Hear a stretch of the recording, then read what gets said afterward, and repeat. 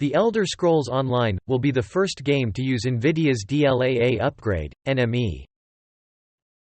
Apple's iOS 15 update arrives Monday, but you might not want to install it right away. CNET.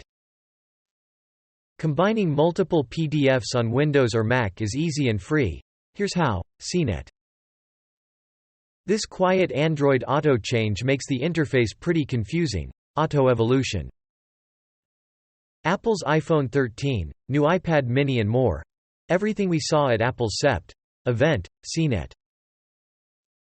Explained.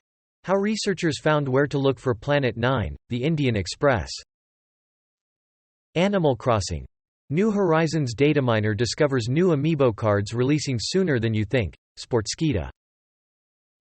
Apple's 2020 iPad Air on sale for $130 off. Lowest price ever on Amazon, iPhone and Canada.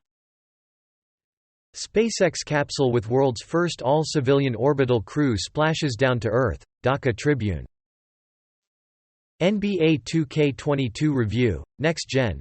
A price to pay for greatness, the nerd stat.